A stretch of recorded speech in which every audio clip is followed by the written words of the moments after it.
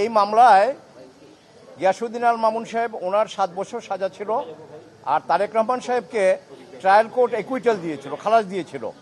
ওই খালাসের এগেনস্টে দুদক আবার হাইকোর্ট ডিভিশনে আপিল করলে পরে ওই গিয়াসউদ্দিন আল মামুন সাহেবের যে সাজা ওইটা বহাল রাখেন, আর তারেক রহমান সাহেবের একুইটালের এগেনস্টে খালাসের বিরুদ্ধে যে আপিল, ওই আপিল মঞ্জুর করে ওনাকেও 7 বছর দেওয়া হয়।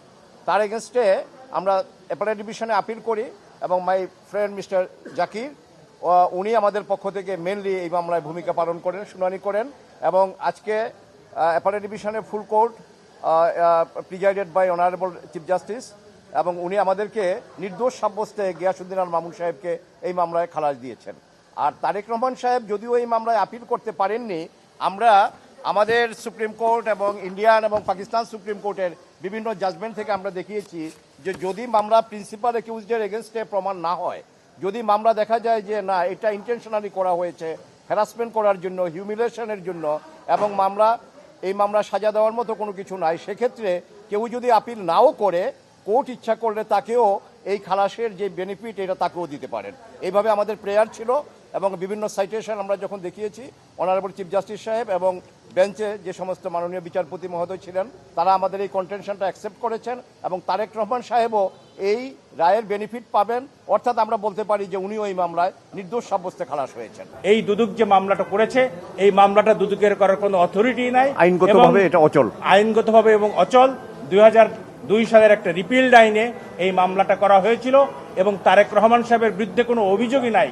ক্রেডিট কার্ডের মাধ্যমে টাকা খরচ করলে যে মানি লন্ডারিং হবে, that is an unheard of proposition in the legal arena, যার ফলে অ্যাপিলেট ডিভিশনের পূর্ণাঙ্গ বেঞ্চ পুঙ্খানু বিচার করে এই মামলায় জনাব তারেক রহমান ও গিয়াসউদ্দিন আল মামুনকে এই মামলার দায় হতে অব্যাহতি দিয়েছেন এবং বলেছেন যে তাদের যে যথাযোগ্য মর্যাদা যে মানহানি হয়েছিল সেটাকেও ফেরত দেওয়া হয়েছে। এখানে একটা কথা বলে রাখি, সেটা হচ্ছে যে আপনারা জানেন যে যখন তারেক রহমান সাহেব এই মামলার দায় থেকে অব্যাহতি দেওয়া হয়েছিল ট্রায়াল কোর্টে, তখন সেই বিচারককে ওই অবস্থায় দেশ ত্যাগ করতে হয়েছিল। সুতরাং সেই যে বিচারহীনতার সংস্কৃতি আমাদের দেশে চালু হয়েছিল, সেই অবস্থা থেকে ইনশাআল্লাহ আমরা ধীরে ধীরে উত্তরণ করছি। আমরা আশা করছি আজকের মতো আগামী দিনেও দেশের মানুষ ন্যায় বিচার পাবে। মূল অভিযোগটা কি ছিল? মূল অভিযোগ ছিল, হাইকোর্ট কি বলেছিল রায় দেওয়ার সময়? হাইকোর্ট রায় দেওয়ার সময় বলেছিল যে জনাব তারেক রহমানের নামে সিঙ্গাপুরের সিটি ব্যাংক থেকে একটা visa supplementary credit card issue হয়েছে। এই ক্রেডিট কার্ড দিয়ে উনি একটা বিমানের টিকিট কেটেছেন এবং কিছু চিকিৎসার টাকা খরচ করেছেন। সুতরাং এটা মানি লন্ডারিং পর্যায়ে পড়ে। এটা অলদো এটা মানি লন্ডারিং অ্যাক্টের 3-এর যে বিধান আছে বা 13-2 যে বিধান আছে সেই বিধানের মধ্যে পড়ে না। মোটামুটি বলতে পারেন যে গায়ের জোর করে একটা সাজা তারেক রহমানকে দেওয়া হয়েছে।